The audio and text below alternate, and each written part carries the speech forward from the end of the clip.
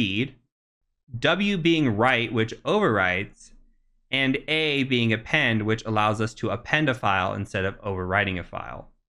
So that is it for this lesson. I'll go ahead and see you over in the next one.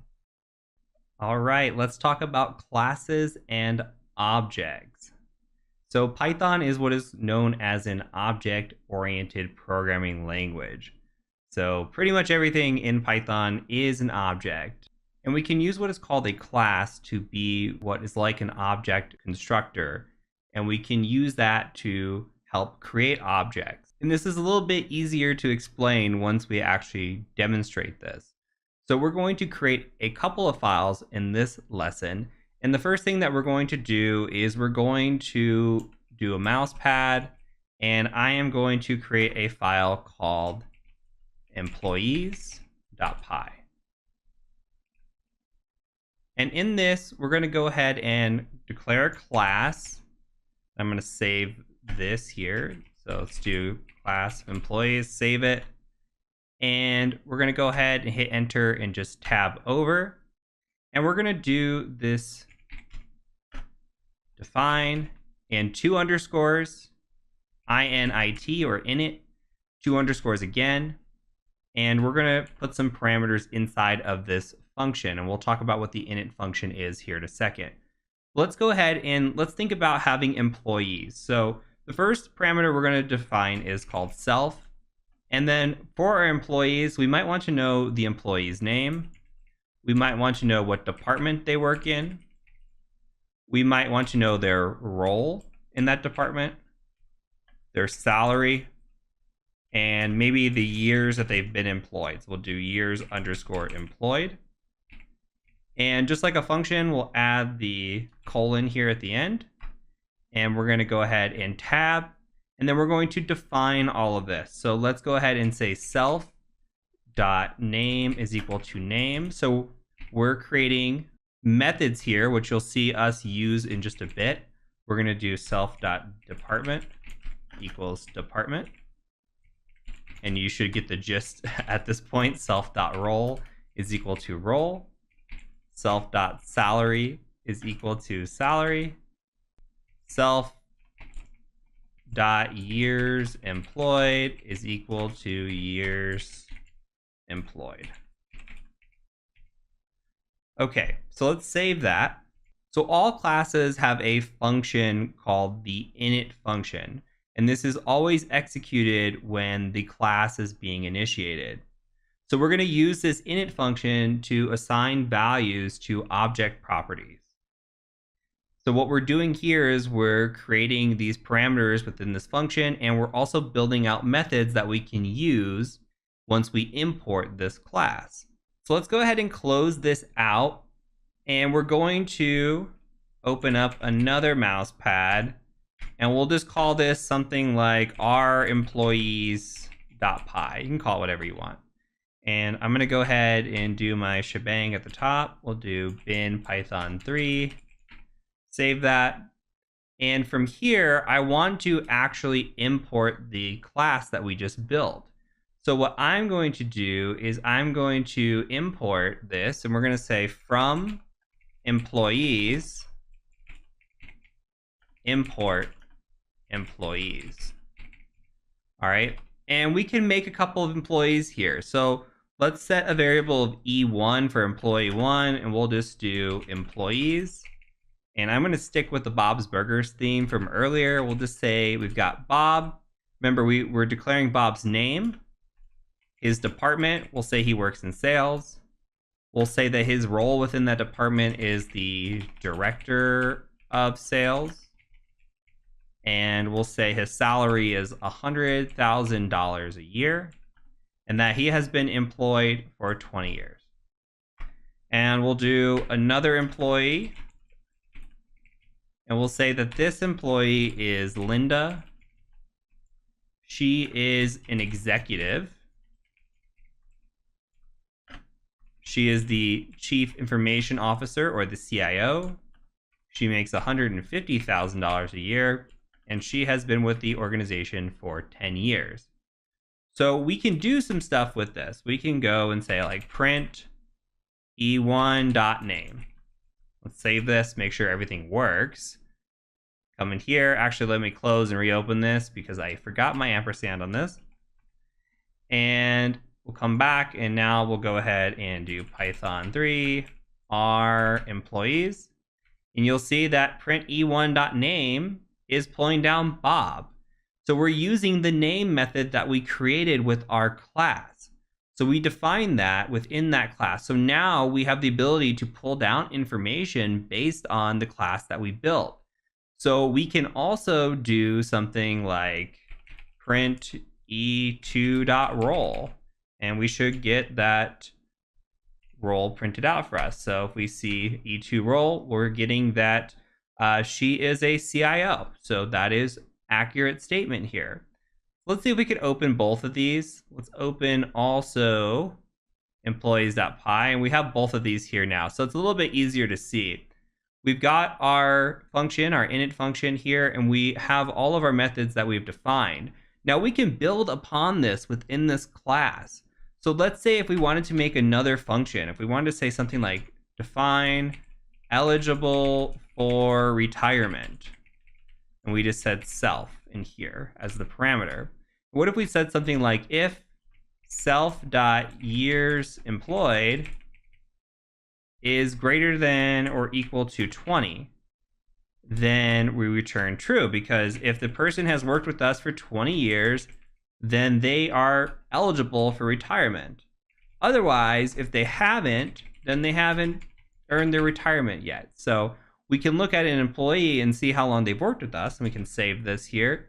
And then we can come in here, we can do something like print, and we'll say E1, and we'll ask if they are eligible for retirement. Okay. Save this, print this out, and you'll see that Bob is indeed eligible for retirement because he has been with the company at least 20 years, which is what we put here within the class. So just know what we're doing is we're building out our own class, and we're able to define these functions and these parameters, and these help us with creating our objects that we're using over here. So we've got our classes, and then we've got our objects. So this can get really robust very quick, and we'll build out a project to look at that here in the next lesson, and that way we can tie this all together. But this is a very important part of programming, and this is very much a 101 class, so we're just skimming the surface on what this is. But this is actually incredibly useful when we start building out classes like this to help with other things that we're writing and pulling information from. So that's it for this lesson. We're going to go ahead and move on to the next one. We have reached the final project in this course, and this is going to tie everything together that we have learned thus far. So I am a bit of a sneaker head, which means I really like shoes.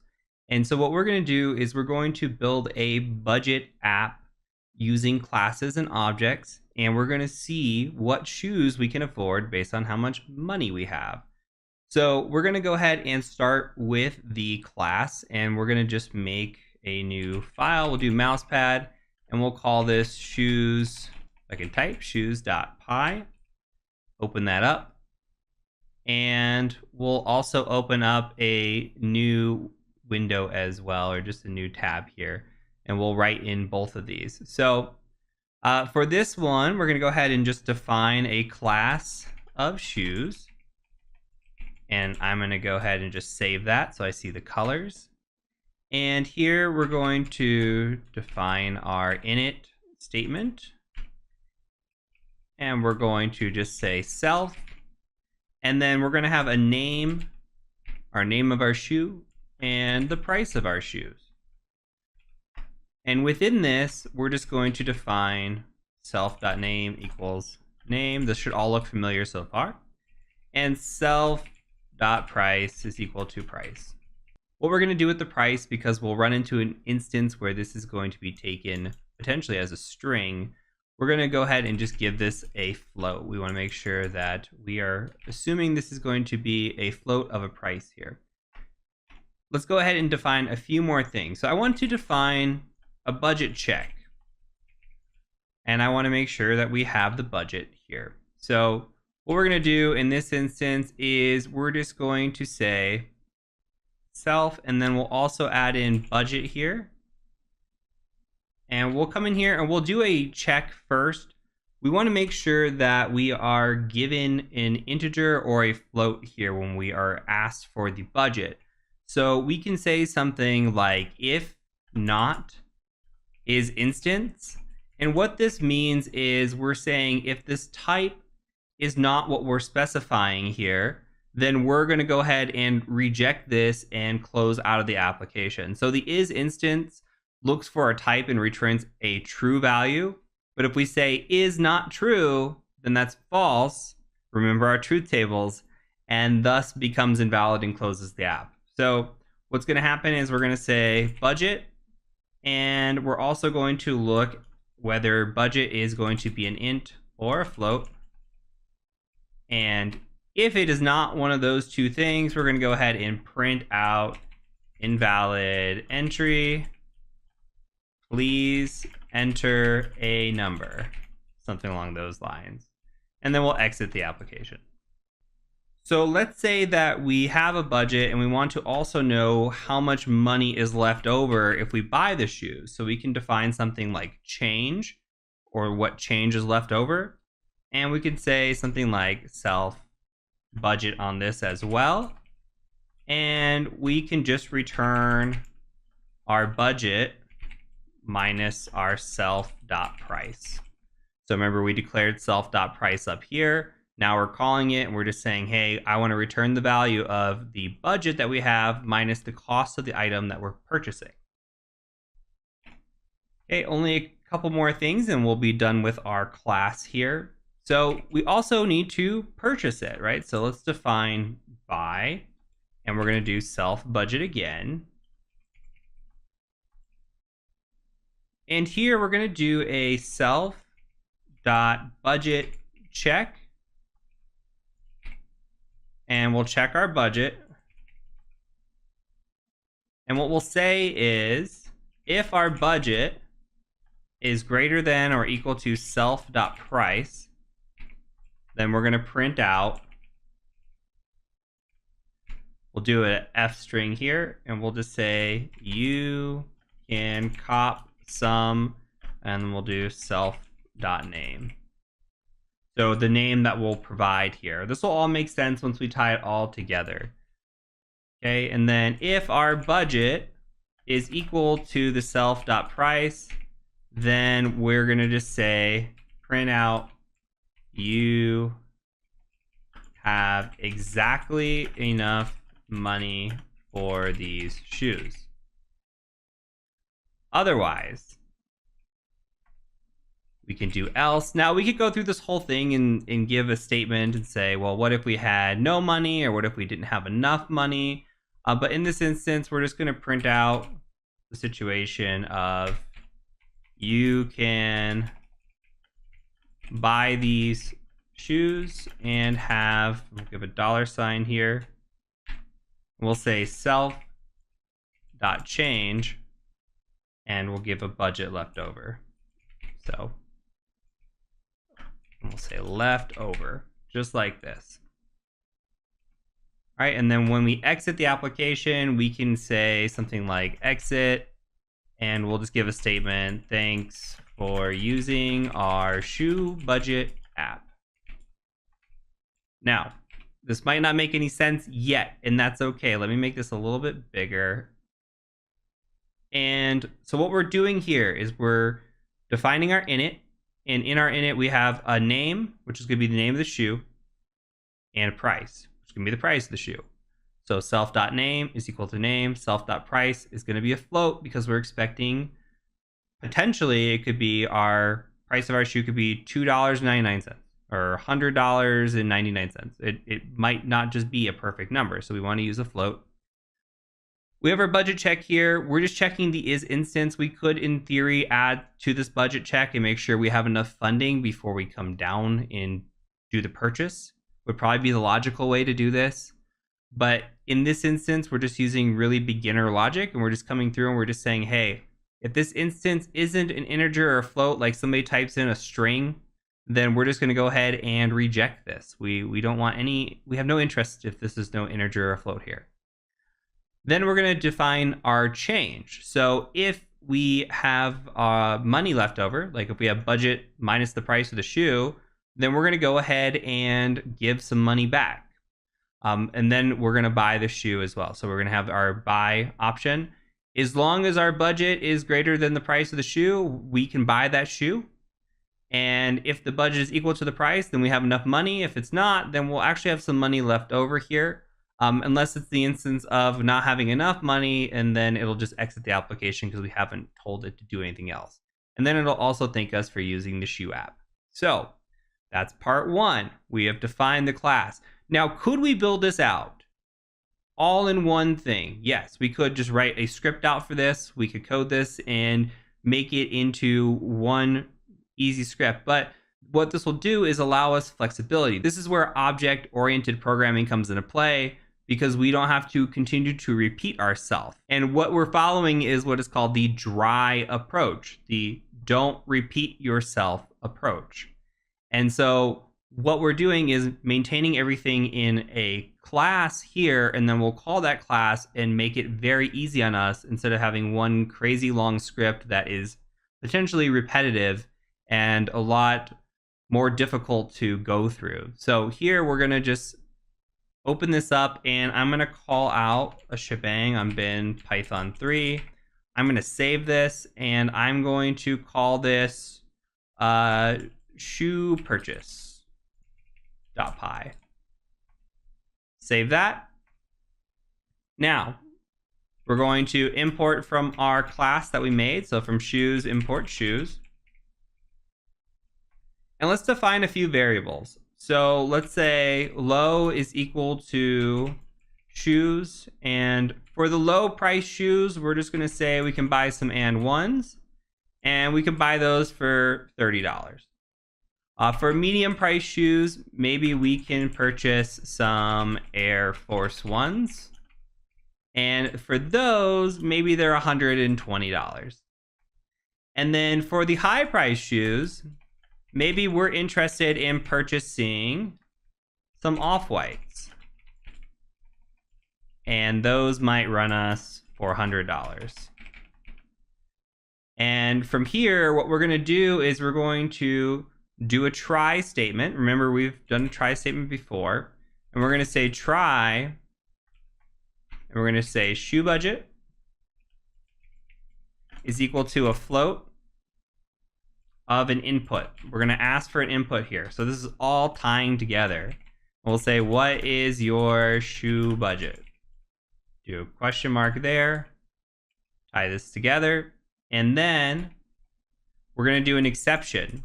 So if we have a value error, meaning we don't get a number back, similar to what we were doing previously, if we don't get a number back here, we're going to say, please enter a number. Now, we can come in here and say, for shoes in, and then we can just give this high, medium, low, like this. We can do a shoes.buy. And remember, we came out with this buy method over in our class here. So we're doing a shoes.buy.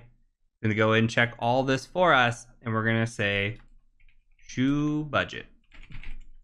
So we're going to take the input of shoe budget. What's the value here? We'll take that. We'll come in here and we'll see what our budget is. If it is greater than or equal to the price of the shoe, we're defining our name of the shoe and our price of the shoe from our parameters that we defined up here, name and price.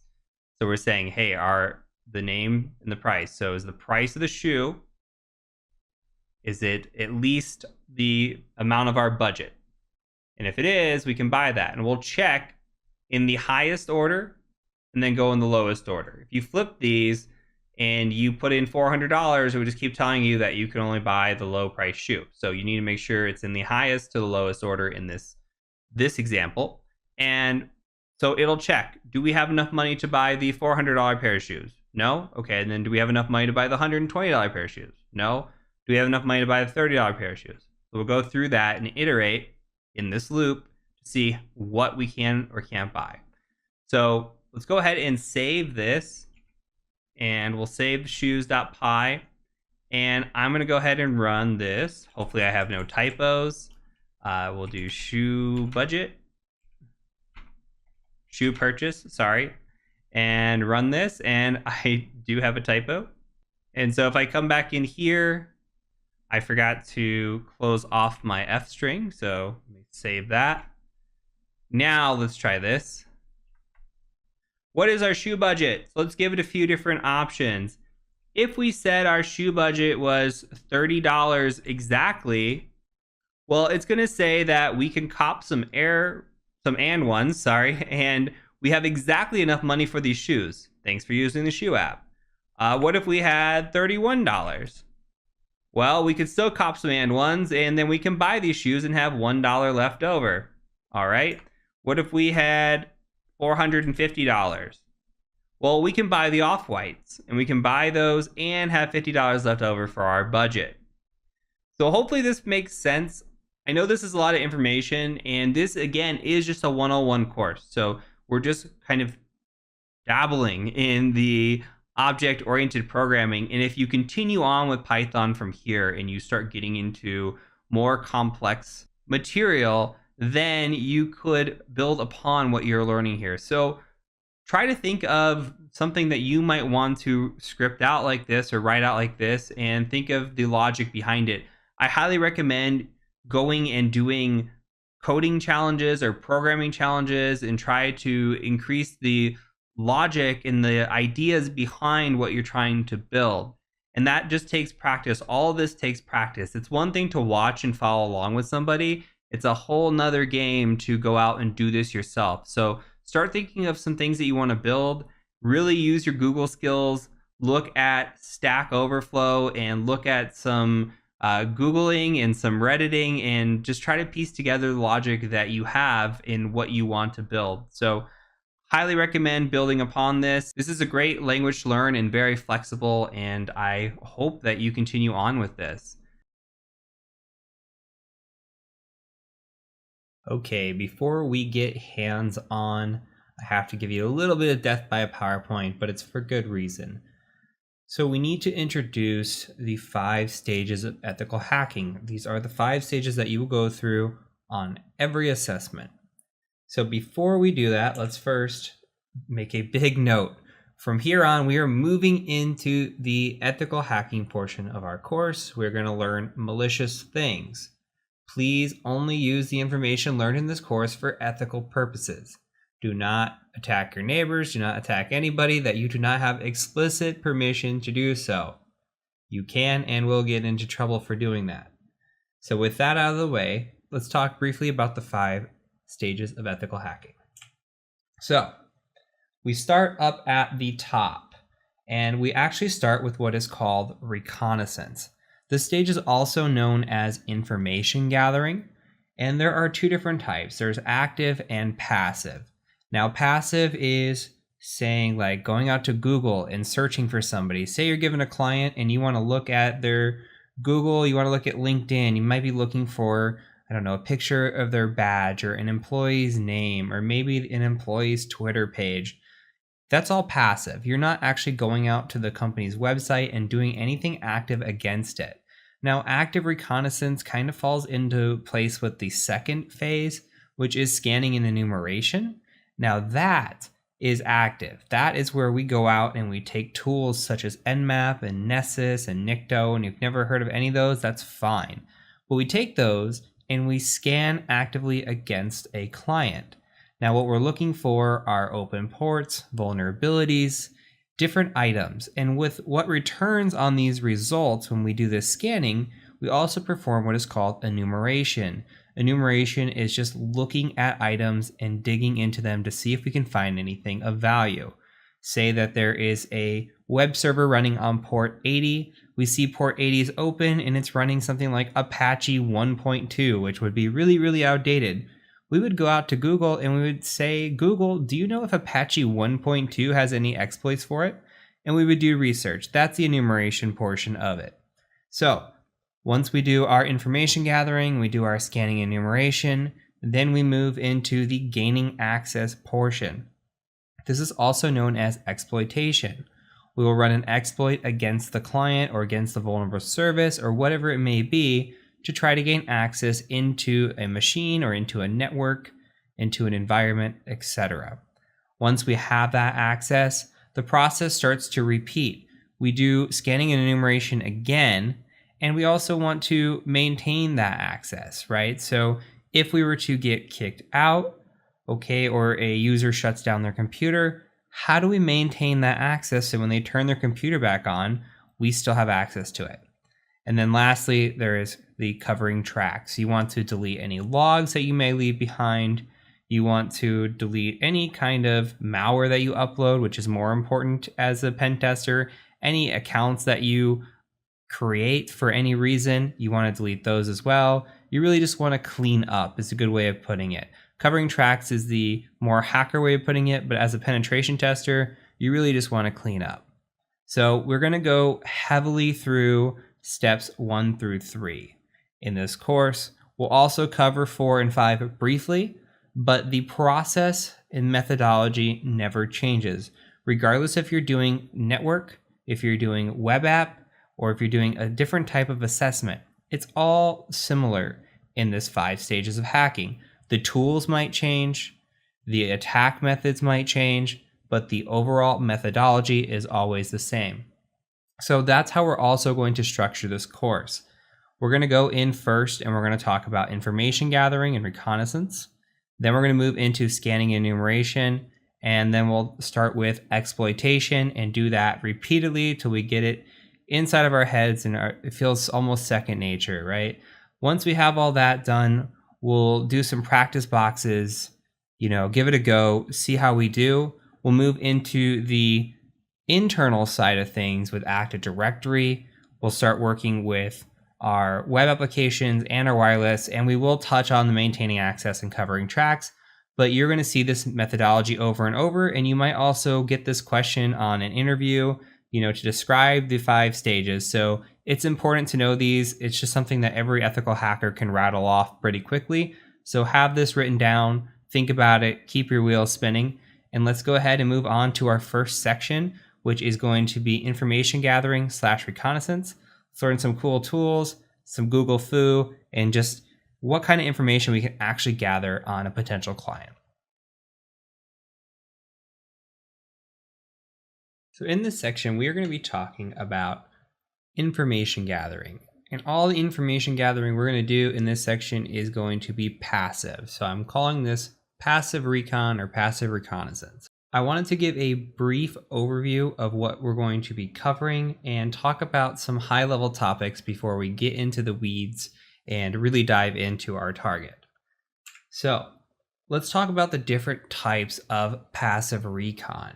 So on the physical or social sides, physical meaning actually going on site and maybe doing a physical engagement, or the social engineering aspect of maybe doing a phishing assessment or even including it in a physical engagement or a phishing assessment.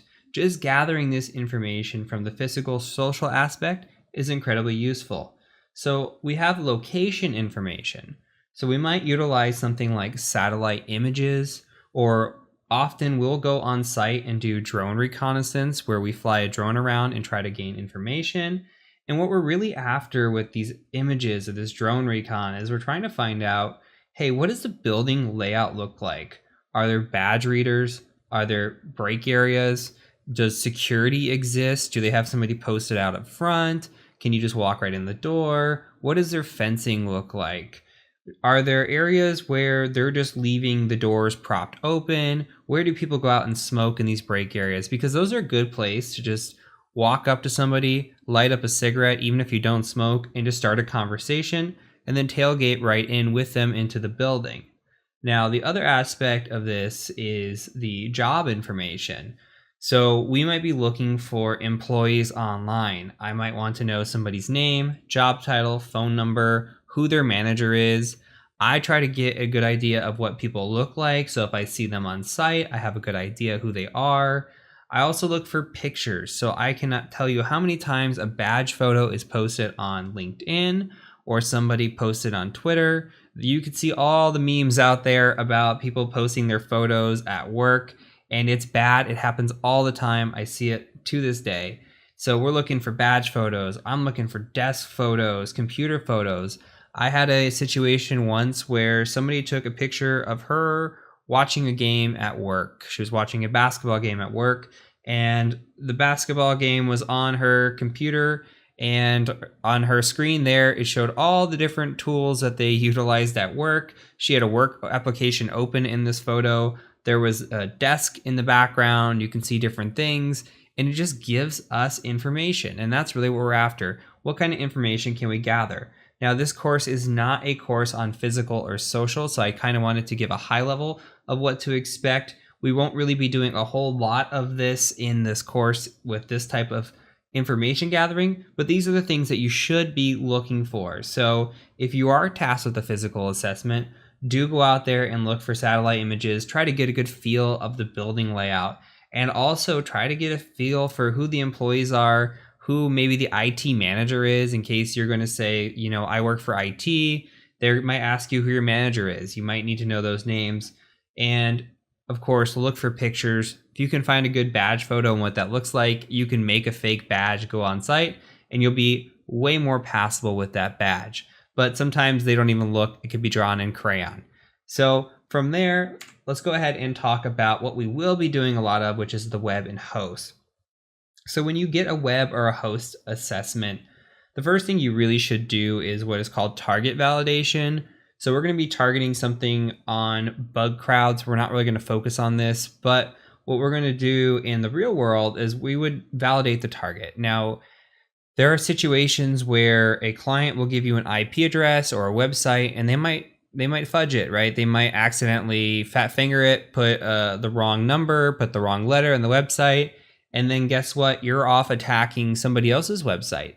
And there, if you are a podcast listener, there's a good Darknet Diaries episode on this. If you don't listen to Darknet Diaries, go check it out.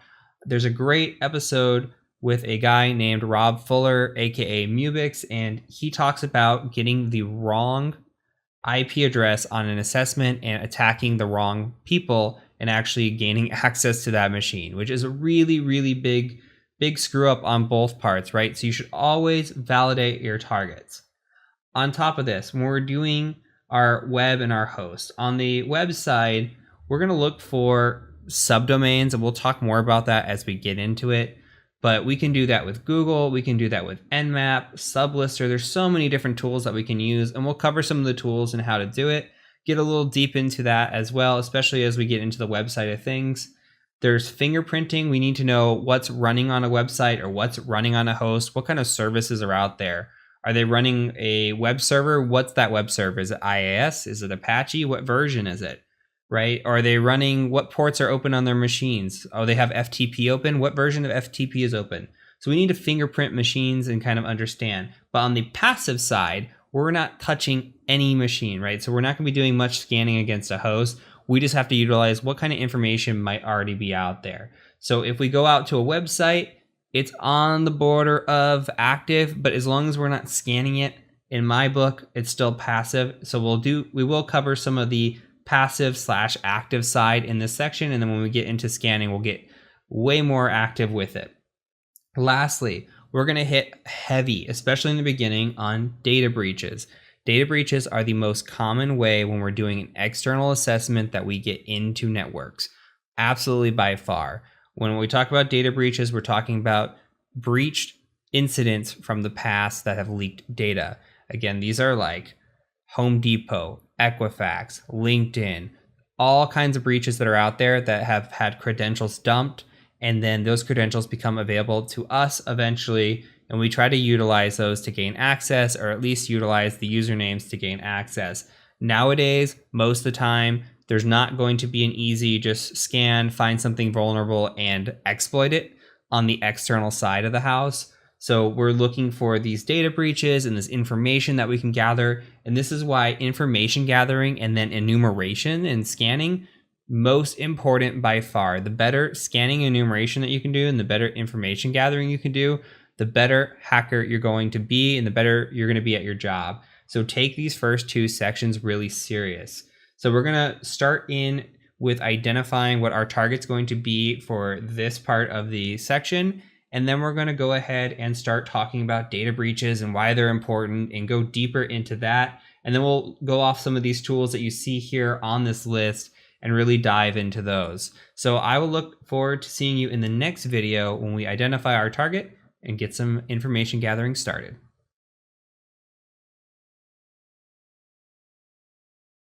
All right, before we begin doing our reconnaissance, we have to establish a client to attack. So for this course, we're going to be utilizing a client out of BugCrowd. If you've never heard of BugCrowd, BugCrowd is a public bug bounty program. What that means is there are programs on the website that will allow you to attack them. And if you find a bug against the program, you're able to submit it and potentially get money for it. So you are able to hack these programs publicly as they are part of this program. Now, the program we're going to be attacking is Tesla. So Tesla is part of BugCrowd. Now, please do note, please double check when you're watching this course, as some time may have passed. Tesla might no longer be part of this bug bounty program, so it's very critical to make sure that you are still within scope before you attack. If for some reason Tesla is no longer in scope, just go ahead and pick a new client and do information gathering on them. You don't have to pick Tesla when we're doing this. You can just do it to follow along with me, but you're also welcome to pick any program you want. So if you go to bugcrowd.com and we go to programs, I will show you where Tesla exists. Now you can see here that they have all different types of programs in here. And if I were to scroll down and continuously, I could find more and more and more. There are hundreds of programs involved, all kinds of names: DigitalOcean, Okta, really big names, Pinterest, Atlassian. Anything that you can imagine probably has a bug program if it's reputable, okay? Any of the big names most likely have a bug program, especially if they're reputable. So here you can see what's based on reward, what's based on charity, and what's based on points only. That's how the bug bounties are rewarded. Some of them are not all cash. Some of them are just for points and for kudos, and the other ones are for charity. I'm gonna go ahead and just search Tesla. And when I do that, you can see here that Tesla comes up. Now, this is your first lesson into rules of engagement. And we're gonna talk about rules of engagement later, but it's super important to read the program details that you see here. And what we really need to do is we need to scroll through and make sure that we stay in scope when we're doing this. So we have a wildcard here. So this means that any subdomain inside of tesla.com is fair game, tesla.cn, Tesla Motors, etc. What is more important is that we stay within this out of scope. So we don't want to attack shop.eu.teslamotors.com or energysupport.tesla.com. It says you can report vulnerabilities to bug bounty for this one. Any domains from acquisitions, such as Maxwell. So we have to stay within Tesla. And there's a few more sites. We're not going to worry too much about that. When we get into the web app portion of the course, we're going to talk about way more detail on enumerating web applications and go into that. So for now, what we're going to do is we're just going to focus on information gathering. What kind of information can we gather from this client? So again, I'm setting my target to Tesla. If you pick another Tesla or another client, just make sure you stay in scope of that client. So from here, we're going to move on to our first video and get our information gathering started.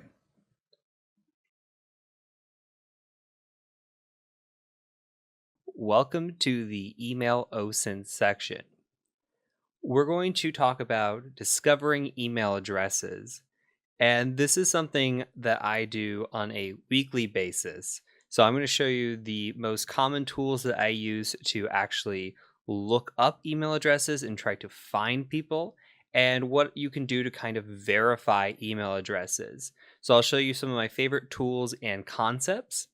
And this is something that I do because not only for OSINT and doing it for investigative type work, but think about sales. If I'm trying to find a lead or I'm trying to find multiple leads within an organization, I have to figure out where the emails are, who the people I'm trying to email are. So maybe I'll Google them and say, who is the CISO or Chief Information Security Officer for this company? And I might find that it's Bob Jones. And we go look up Bob Jones and we say, okay, well, how do I get Bob Jones's contact information? Can I find it via Google? Maybe it's out there in the public, but maybe we have to dig a little deeper. Maybe we have to kind of do some guesstimation and see if we can figure it out. So that's what we're going to do today is look at the email addresses, formats, and try to determine if we can find some emails. So let's go ahead and move over to the Kali Linux machine that I've got. And the first website is one of my favorites. So hunter.io. You just come to hunter.io. You get like 50 or 100 free searches a month. I don't remember what it is. It's a fair amount. You can come here and basically just type in a company name. So like say I want to type in TCM Security, TCM-sec, and you can see TCM Security here. We get one result on the email address. So we'll click it and see what happens here. And looks like we have like an info@tcm-sec.com. It tells us, hey, there's 5 sources that identify this. So we see tcm-sec.com. There's an about, blog. So this is where they're finding it, okay? A better example, maybe something that has more users, like Tesla. Tesla has 468 users. If we come in here and we look, well, we can see that they have a pattern identified here. So their pattern they're identifying is first initial, last name at tesla.com. And that's really what we want to see. And then we can gather email addresses here if we want. But say like we knew Bob Jones. Again, going back to that example, Bob Jones. So maybe Bob Jones works at Tesla. Maybe his email would be bjones@tesla.com. So it's something to think about. Now, we can sign up and get actual information here. You should be able to sign up with a Gmail account. Sometimes this does not work depending on the country that you are in. So be cognizant, you might have to use a different email address, but I just tried signing up with a Gmail account that I have on here and it worked just fine. So I'm going to go ahead and try to log in. I'm going to sign in with Google with what's already here and just now I'm logged in. So we can go back now and try searching Tesla again. And you'll see that the results actually come back. So we get information here now. Let me make this a little bit bigger. We get information as to, okay, here's the vice president. This is the vice president's email address. Project development manager. Maybe you want to talk to somebody in human resources. So you can click here and go to human resources. And then here are the different human resources emails that are here. So, and then the sources that they found these email addresses. So this isn't a particular person in HR, but it's still human resources email addresses. So this looks like it's probably for Hong Kong. This is for Berlin. This is Gigafactory. So they have different email addresses based on where they are. Now, if you looked up TCM Security here, you're really not going to find much on us because we don't have a ton of email addresses out there, but I think that we can find more in other ways. Now, so we only get so many usages here. We'll just keep thinking about this as we move forward. So hunter.io, great resource. They have plugins if you want them. I think it's a fantastic place to look. Phonebook.cz is the next resource I want to show you. This one is fantastic. Let's start with tcm-sec.com and see. So we're going to go tcm-sec.com and we're going to search email addresses here. So they do domains and URLs as well, which I think is awesome. But let's just search for email address. See if anything comes back. No results. Okay, that's okay. Let's try Tesla and see what comes back there. Okay, a lot more. So we get quite a few email addresses. We could see Elon Musk all over the place. We got Elon-Musk, Elon. We've got eMusk over here. And we get a ton of emails. Look at this. So what's nice about this is we can sit here and try to identify what the possible email addresses are. So again, first initial last name looks like it's showing up quite a bit. Outside of maybe like the Elon Musks of the world, we're getting a bunch of mostly first initial last names in here. So I think that's pretty spot on with this. The Other thing that we can do is we could utilize this list. Say we're trying to do something called credential stuffing, which we'll talk about in the next section, actually, when we talk about breach credentials. But say we're trying to gather a bunch of usernames and test and see if we can log in with those usernames anywhere. Or maybe password spraying, not so much the credential stuffing, but password spraying, where we take all these usernames and we just throw it at a login form and say, hey, summer 2020 exclamation point. See if that logs into any of these accounts, and you would be surprised. It happens quite a bit. So this is valuable information, even if we don't know exactly. Maybe we're not just hunting for one email. Maybe we're hunting for an entire domain. This is a great way to get free entire domains with a quick copy and paste capability. Like, we have the Tesla here. We can export the CSV from hunter.io, but you only get so many results that you can export into a CSV. Here you get a bunch. There's no guarantee these are all valid, but it's still information. Information is what we want. This is all we're trying to gather, is as much information as possible. So these are all potential email addresses for Tesla.com. I think it's a great, great resource. Now, we could also use something like Voila No Bear. Now, this one, you can get 50 more leads for free. I'm not going to show you. It's the same kind of deal as hunter.io. They're showing you how to utilize it here. Basically, you can just search for people and see to try to find their email addresses. There is one I want to show you that I do use and I have quite a bit of success with, and that is called Clearbit. And Clearbit has to be used in Chrome. So I'm going to bring up this here. Clearbit has to be used in Chrome. So you can download the Chrome extension for Clearbit. And all you would have to do is go to Google. Let me log in really quick. And then I'm going to just select the free account. We get so many searches, 100 emails a month. So basically, you're going to search for Clearbit Connect, and you would just say, hey, Clearbit Connect. I'll put a link down below, by the way. But Clearbit Connect is awesome. You'll see why here in a second once I authorize this. Okay, we're going to come down here, acknowledge, probably give out our firstborn. And then now we're going to say, hey, I want to find emails. And here's all different kinds of things that we can sit here and search for. You can see TCM securities in here. These are some searches that I've done. These aren't any clients of mine. These are just searches that I've done in the past, maybe looking for information or looking for possible leads or anything. So if I come in here and I say, hey, I want to look for TCM security, you could type that in. I'm going to just click on TCM security. And look what it discovered that the others didn't. It discovered me. Okay, and if I click on me, look, it says heat.tcm-sec.com. Where did that come from? And then look, it has my LinkedIn right here as well. That's amazing. That's awesome. And it says here, you can email Heath. Just click this button. And then it's also got Rizwan. Rizwan's on my sales team. Look, it's got Rizwan at tcm-sec.com. What does that tell you? That tells you that we're using a first name basis for our email addresses. It's awesome. Now let's come in here and maybe we want to look at Tesla. Maybe let's try Tesla one more time. Maybe we're looking for the CISO of Tesla if Tesla has a CISO. You could come in here and look, like Elon Musk is right here, obviously CEO, but you could come in here and maybe go by role, and they have different roles in here. So CEO, let's see if we can find any sort of CISO. I don't see one, but I do see information technology. So maybe we can find somebody in the information technology department or IT department.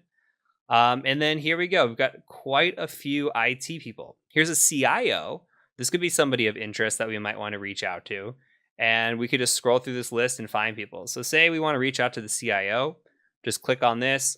We get first initial last name, just like we thought we would. We get this person's LinkedIn page. We get their location, website. This is awesome. Awesome, awesome. So I typically will start with a Google search. If I'm trying to hunt something down, I will start with a Google search. I will say, who is in this role at this company? If I'm looking for a specific person at a company, then I will go to phonebook.cz or hunter.io, try to identify the formatting of the email, and then try to find that person or guesstimate that. Once we get to that point, I try not to burn through these Clearbits unless I need to, but Clearbit is very good at identifying this. Once we get to that point, we can take this email, say like this email, or we'll even try a different email. I'll show you a couple. But we could take this and we can go try to verify this. So there is a website called Email Hippo. you can go to tools.verifyemailaddress.io, and all you have to do is type in an email address here. Sometimes you can get false positives if they're good or bad. Here, I typed in this email address a couple times and just got a bad result. This is an email address that does not exist. Now, let's try an email address that we saw, info@tcm-sec.com. See if it works. Result is okay. So it says, yeah, this email address works.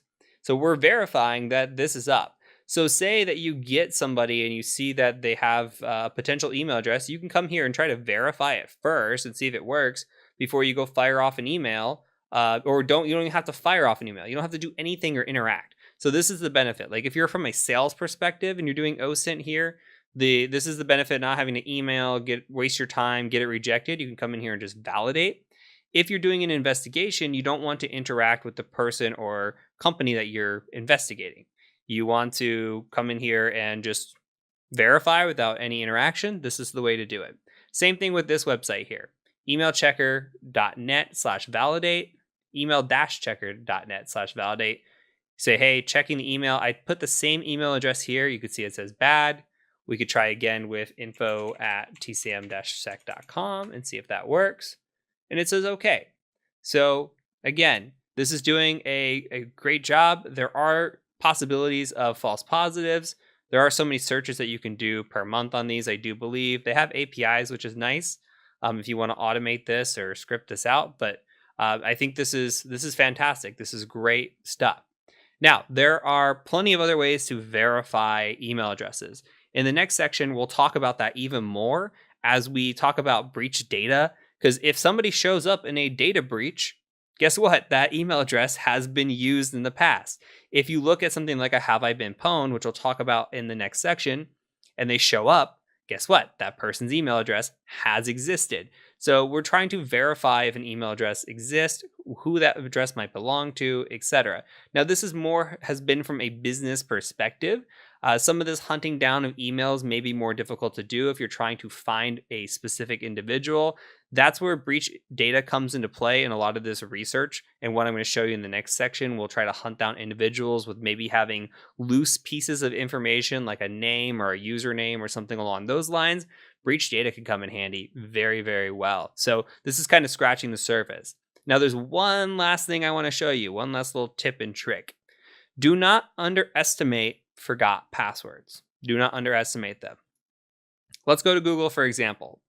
Right now, I am logging in under an account that is please don't hack me, sir, please. So it's please don't hack me, sir, PLZ, I do believe. I'm going to go ahead and try hitting next on that. Okay, so first of all, it said, hey, welcome. And what does this mean? This means that we have a valid account here. That's great. This is validating that this Gmail account exists. Here's something else. We can use this to tie to potentially another account or help validate. Say we know that this email belongs to somebody that's harassing somebody else. We don't know who this person is. They're using this spoofed email, but maybe we have a hunch or maybe we don't. Maybe we just want to try to get more data. You can come to forgot password and it's going to say, what's the last password you remember using? I don't know. Let's try another way. You come down here and it says, hey, let me make this bigger. Google will send a verification code to H. And it says, look, it shows you the rest of the digits here. And then at TC here.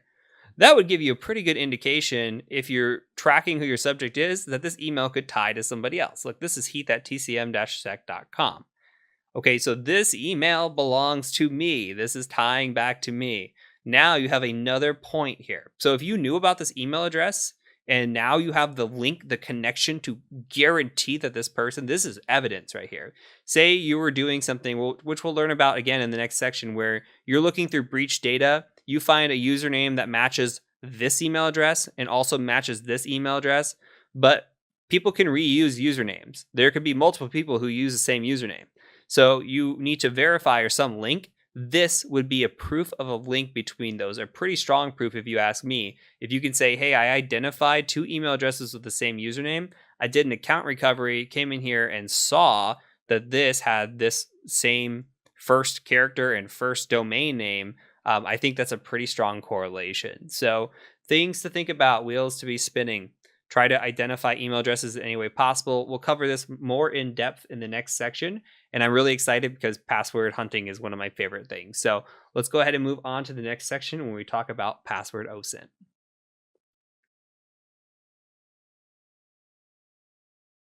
Okay, so I would like you to go out to github.com. And then once you're there, go ahead and just do a /h Maverick Adams, HMAVERICK Adams, and hit enter. And you can see me in my snazzy photo here. But what we're after is I want to show you a tool that I wrote called Breach Parse, and we're going to walk through what it does. Now go ahead and click on Breach Parse. And you're going to see a bash script here and a little bit of a description.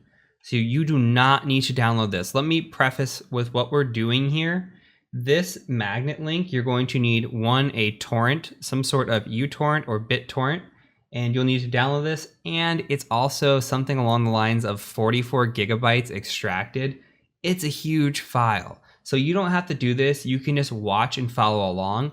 You are more than welcome to install this on your machine.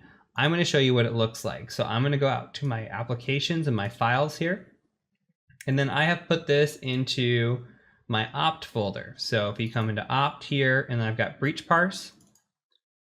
If you come into this breach compilation folder, which is what we'll download, you're going to see that we have data here. Okay, so this data has a bunch of different data. It's got emails starting with 0, 1, 2, 3, 4, all these different ones. What's living inside of this is, if we can display it, is emails and passwords. Now you see these ones have weird symbols inside the emails, but there's a bunch of emails and passwords in here, like somebody at yahoo.com and their password is 123456. Well, these passwords are coming from credential dumps. So we talked about it earlier about thinking about the Equifax or the LinkedIn breach or Home Depot, all these big breaches that happen, credentials get dumped out. And guess what? They show up on the dark web and eventually they show up in these lists. So we utilize these lists, and we've got, if you click into this, just hundreds of files here, and again, 44 gigabytes. So what I did was I built a little tool that can search through this data and pull down names. So we could take a quick look at the tool and what it does. But basically what it does is you just put in the syntax, you search for something like @tesla.com, and then you specify, tesla.txt. And it's going to search through all of these files for @tesla.com. If you're more interested in the code behind it, you're more than welcome to read the code in here and see if some of the items that we've covered already with the bash scripting and the Python scripting kind of ring a bell. So what we're going to do is I'm going to come ahead and go into the terminal and make it a little bigger.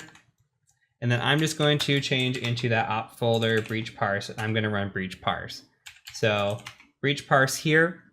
And what we're going to do is I'm just going to say @tesla.com and then tesla.txt, and that's going to run. So again, you do not have to install this. This is only for visual purposes. I'm going to show you in the next video another way to do this. So this is going to run through. It's going to take a minute here, and it's going to grab everybody's username and password that says tesla.com and the username, and then it's going to have all the passwords. And we're going to be able to decipher things from this. So I'm going to let this run, and as soon as it's done, I'll come back and we'll talk about the results. Okay, the results are back. So this breaks it down into 3 files. There is it's cat Tesla. There is a master, passwords, and user. So the master has the username and password, and then the users file has the users, passwords has the passwords. So I'm gonna actually gedit the Tesla master.txt, and let's take a look at this. So from here, we don't have a big list, surprisingly, for a company the size of Tesla. So what happens is people utilize their work credentials or their work emails, and they log into websites and probably shouldn't be using their work emails for, and we just use it to our advantage. So what we're after not only these usernames, but we're after these passwords as well. So we see these usernames and we see these passwords, and I like to look for repeat offenders. I like to look for the syntax as well. Remember, we had first initial